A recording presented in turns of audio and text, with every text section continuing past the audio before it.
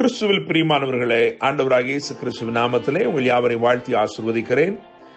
இந்த நாளுக்கு என்று தேவன் நமக்கு அருளியிருக்கும் ஜீவ வார்த்தை ஏசாயா தீர்க்க தரிசன புஸ்தகம் 43 அதிகாரம் 13 கடைசி பகுதியிலும், யோபு 42 அதிகாரம் 2 இருக்கிறது. நான் செய்கிறதை தடுப்பவன் யார்? தேவரீர் சகலத்தையும் செய்ய வல்லவர், நீர் செய்ய நினைத்தது தடைபடாது என்பதை அறிந்திருக்கிறேன் என கேட்கிற தேவனுடைய பிள்ளைகளே, ஏசாயா தீர்க்க தரிசன புஸ்தகத்திலே 43 அதிகாரம் 13 ஆண்டவர் தம்முடைய அதிகாரத்தோட வல்லமையோட ஒரு கேள்வி எழுப்புகிறார். நான் செய்கிறதை தடுப்பவன் யார் என்று சொல்லி அதை ஆமோதிக்கும் வண்ணமாக யோபின் புஸ்தகம் 42 அதிகாரம் 2 யோபு ஒப்புக்கொள்ளுகிறான். தேவரீர் சகலவற்றையும் நீர் செய்ய வல்லவர், நீர் செய்ய நினைத்தது தடைபடாது என்பதை அறிந்திருக்கிறேன் என்று சொல்கிறார். இந்த அறிவு யோபுக்குள் வந்த உடனே நாம் பார்க்கும் காரியம் என்னவென்று சொன்னால், அவன் சகலவற்றையும் இரட்டிப்பாக திருப்பிக் கொள்கிறான். தேவன் அவனுடைய சிறையிருப்பை மாற்றி அவன் இழந்த எல்லாவற்றையும் திரும்பமாக இரட்டிப்பாக நன்மையாக அவனுக்கு தருகிறார்.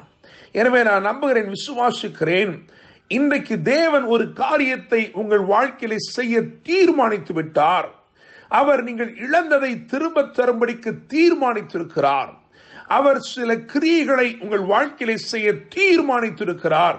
அதை ஒருவரும் தடுக்க முடியாது என கேட்கிற தேவனுடைய பிள்ளைகளே, இந்த அதிகாரத்தை, அதாவது ஏசாயா 43 அதிகாரத்தை வாசித்து பார்க்கும் பொழுது, இந்த அதிகாரத்திலே அவர் என்ன செய்கிறார் என்ற அந்த சத்தியத்தை நாம் விளங்கிக் கொள்ள வேண்டிய அவசியமாயிருக்கிறது. நான் செய்கிறதை தடுப்பவன் யார் என்று சொல்லி இருக்கிறது.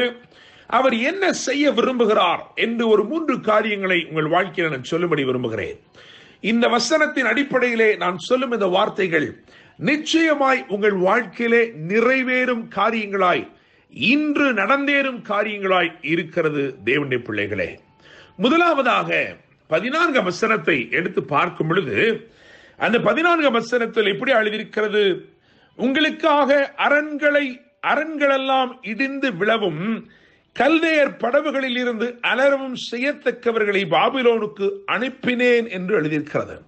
முதலாவது, அவர் அரண்களை இடிக்க விரும்புகிறார் என கேட்கிற தேவனுடைய பிள்ளைகளே, உங்கள் வாழ்க்கையின் முன்னேற்றத்திற்கு தடையாயிருக்கிற, உங்களுக்கு ஒரு பயமுறுத்தலை போல இருக்கிற அரண்களை அவர் நிர்மூலமாக்க விரும்புகிறார். தேவனுடைய பிள்ளைகளை, God is willing to bring down every strongholds in your life that is hindering your progress. உன்னுடைய முன்னேற்றத்தை, உன்னுடைய நல்வாழ்வை தடுத்து நிறுத்தக்கூடிய அரண்கள், மதில் போல வானளாவி நிற்கிற அரண்கள் எதுவாயிருந்தாலும், உன்னை தடை செய்கிற அரண்கள் எதுவாயிருந்தாலும், உன்னுடைய பெருக்கத்திற்கு விரோதமாய் இன்னும் தேவ சமூகத்திற்கு நெருங்கி சேரக்கூடாதபடிக்கு தடைகளாய் எழும்பி நிற்கிறவைகள் எவைகளாயிருந்தாலும், இன்றைக்கு தேவன் அந்த அப்படிப்பட்ட அரண்களை இடித்து நிர்மூலமாக்குகிறார். தேவனுடைய பிள்ளைகளே, இரண்டாவதாக 17 கவனித்து பார்க்கும் பொழுது, அங்கே இப்படி எழுதியிருக்கிறது: ரதங்களையும் குதிரைகளையும் இராணுவங்களையும் பராக்கிரமசாலிகளையும் புறப்பட பண்ணி அவைகள் எழுந்திராதபடிக்கு ஒருமித்து விழுந்து கிடக்கவும், ஒரு திரி அணைகிறது போல் அவைகள் அணைந்து போகவும் பண்ணுகிறார் என்று எழுதியிருக்கிறது. எனவே இரண்டாவதாக அவர் அணைத்து போட வேண்டியவைகளை அணைத்து போடுகிறார். உங்களுக்கு தீமை செய்யும்படி பின்தொடருகிற பொல்லாப்புகளை ஒரு திரியை அணைப்பது போல, ஒரு திரியை நாம் எப்படி ஊதி அணைப்போமோ அதுபோல உங்களுக்கு பின்பதாய் வருகிற, உங்களை பின்தொடர்ந்து வருகிற தீமைகளை, உங்களுக்கு விரோதமாய் உங்களை பின்தொடர்ந்து வருகிற போராட்டங்களை அவர் ஒரு முடிவுக்கு கொண்டு வருகிறார். தேவனுடைய பிள்ளைகளே, எனவே போராட்டங்கள் இனியும் புகைவதில்லை உங்கள் வாழ்க்கையிலே. கர்த்தர் இன்றைக்கு இடைப்பட்டு தேவன் ஒரு திரி அணைகிறது போல் உங்களை பின்தொடர்ந்து வருகிற பெரிய சேனை, அது ரதங்களை கொண்ட சேனையாயிருக்கலாம், குதிரைகளை கொண்ட சேனைகளாயிருக்கலாம், இராணுவங்களை கொண்ட சேனைகளாயிருக்கலாம், இஸ்ரவேலருடைய வாழ்க்கையிலே ஒரு தேசம் அவர்களை துரத்தி கொண்டு வந்தது. திரும்பமாய் எப்படி ஆகிலும் அவர்களை அடிமைத்தனத்துக்கு உள்ளாக்கி விட வேண்டும் என்று சொல்லி ஒரு தேசமே, பார்வோனின் பெரிய சேனையே, 600 பிரதான ரதங்களே புறப்பட்டு அவர்களை பின்தொடர்ந்து வந்தது. ஆனாலும் கர்த்தர் இடைப்பட்டு அற்புதம் செய்தார். ஒரு திரியை அணைத்து போடுவது போல் பின்தொடர்கிற தீமைகளை அணைத்து போட்டார். அதைத்தான் உங்கள் வாழ்க்கையிலும் அவர் செய்ய விரும்புகிறார். மூன்றாவதாக 19ஆம் வசனத்தை கவனிக்கும் பொழுது அங்கே வேதம் சொல்கிறது, ஆறுகளை உண்டாக்குகிறார். வனாந்தரத்திலே வழியையும் அவாந்தர வெளியிலே ஆறுகளையும் உண்டாக்குவேன் என்று சொல்கிறார்.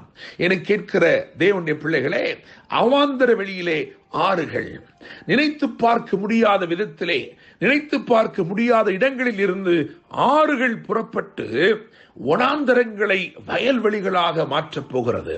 உங்கள் வாழ்க்கையின் வறட்சிகளை நீக்கும் ஆறுகளை ஆண்டவர் உண்டு பண்ணுகிறார்.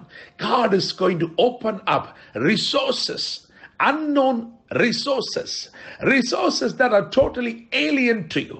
உங்களுக்கு தெரியவே தெரியாத விதத்திலே தேவன் சில ஆறுகளை உங்கள் வாழ்க்கையிலே அவர் புறப்பட பண்ணுகிறார். தேவனுடைய பிள்ளைகளே, எனவே 3 காரியங்களை உங்களுக்கு முன்பதாக இந்த காலை வேளையிலே நான் வைத்திருக்கிறேன். முதலாவது, அரண்களை இடிக்கிறார். இரண்டாவது, உங்களை பின்தொடர்ந்து வருகிற தீமைகளை அணைத்து போடுகிறார். மூன்றாவது, உங்களை ஆசீர்வதிக்கும் ஆறுகளை உண்டாக்குகிறார். கர்த்தர் தாமே இந்த வார்த்தைகள் மூலமாக உங்களை ஆசீர்வதித்து உங்களை வாழ வைத்து வளமுள்ளவர்களாய் மாற்றுவாராக. என்றும் அன்புடன் pastor Daniel Moses. God bless you.